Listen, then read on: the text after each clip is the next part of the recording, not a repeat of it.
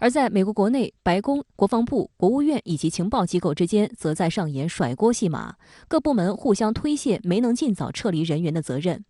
8月11日，美国情报机构称，塔利班有可能在1个月内包围喀布尔，并在3个月内占领它。谁知道，仅仅4天后，预期就提前变成了现实。不过，美国情报机构官员坚称，他们早就报告过塔利班迅速接管阿富汗的可能性。一位匿名的美国情报官员告诉美国广播公司说，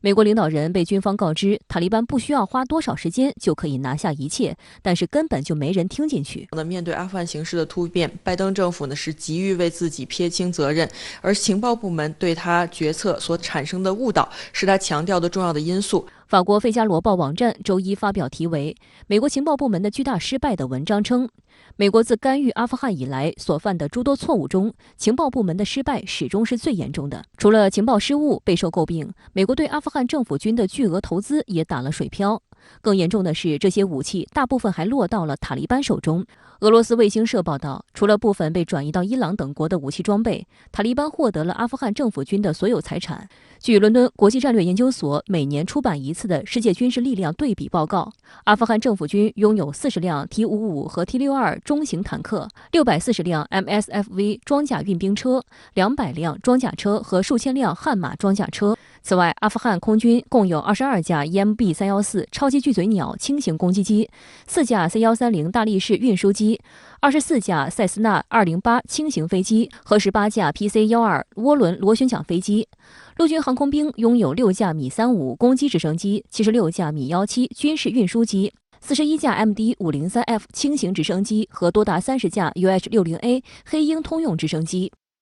美联社曾援引一名美国国防部官员的话称，此前阿富汗军队的建设完全依赖于美国援助。美国在阿富汗的失败让拜登政府面临着国内及国外盟友的巨大压力。民调显示，阿富汗局势发生重大变化后，拜登的支持率也滑落了7个百分点，这是他上任近7个月来的最低水平。周一由易普所进行的另一项民调发现，只有不到一半的美国人认可拜登在阿富汗的撤军和外交决策。在最初，拜登做出撤军的决定，并且推动这个决定落实的时候，他眼中的预期是希望通过从阿富汗急速的撤军来获取更多的政治资本，作为自己执政的一个加分项。但是呢，现在他已经明确地认识到加分是不再可能出现的前景，而失分是他不得不接受的一种无奈的结果。所以现在的拜登政府考虑的已经不再是如何在从阿富汗撤军的问题上获得更多的支持，而是尽可能的止损，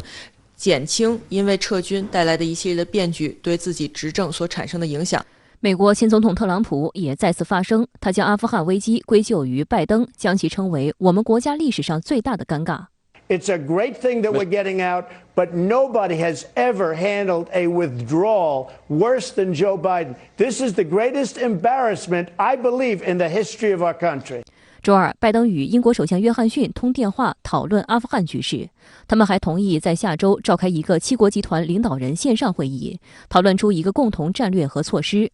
不过，多家外媒发布报道，认为美国在阿富汗的行动彻底失败，美国是靠不住的。德国之声周一发布评论文章，美国在阿富汗彻底失败。文章称，美国在阿富汗20年的行动是彻底的失败。目前发生的状况令美国的盟军感到羞愧。美国目前的举动已经令其失去信誉。英国路透周一发表文章指出，阿富汗正在发生的一切令美国最坚定的欧洲盟友英国蒙羞。文章称，英国国防大臣华莱士已经对路透社说道，美国的决策是一个错误。英国外交官、前国家安全顾问塞德威尔也认为，美国在阿富汗的溃败将削弱西方在世界的地位。他说，我们必须清醒地认识到，这对西方来说是一个耻辱的时刻。美国的盟友认为，美国仓促撤出造成的负面的影响应该由美国自己来进行收拾，所以也希望拜登政府某种程度的呼应盟友的需求，尤其是对于美国的欧洲盟友来说，他们能够接受的底线是未来阿富汗不会成为恐怖主义的温床，这是他们绝对不愿意看到的现象，所以也需要与美方来进行沟通，要求美国承担起相应的责任。好，相关的话题马上来连线特约评论员陈斌。陈先你好，那么美国在阿富汗可以说是输得挺惨，有网友说不仅输了面子，还输了里子，那您怎么来看呢？主持人好，这个比喻呢很形象。美国在阿富汗问题上的确是既输了面子，又输了里子。从面子上看呢，大家都已经知道了，一呢是美军的情报呀，居然那么的差劲，说是90天塔利班可能进驻首都喀布尔，人家呢在9天就以迅雷不及掩耳之势，这控制了首都和阿富汗绝大部分地区，已经开始讨论成立新政权了。美国情报政策与决策机构之间的缺陷呢是暴露无遗，太丢人了。再呢是美国总统很丢人，不仅呢没有料到阿富汗局势变得那么突然，而且呢还想甩锅，而甩锅的姿势呢都是从特朗普那儿学来了。拜登呢丢脸还在于他的民意支持率下滑到了就职以来的最低点。那么最好笑的是，拜登呢没有专注于美国人的撤退，竟然呢有先期一致与特朗普吵架，很奇葩呀。杰克总统就说，美国撤离阿富汗丢失了世界领袖的威信，这恐怕是最大的丢面子。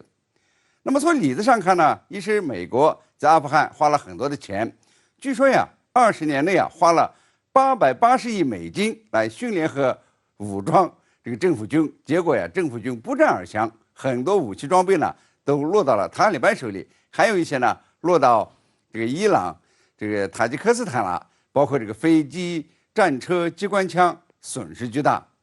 二是美国呢在阿富汗的投资不少，原本呢是想发一笔战争财，没想到现在全部都交给了昔日的敌人手里了，可谓是赔了夫人又折兵。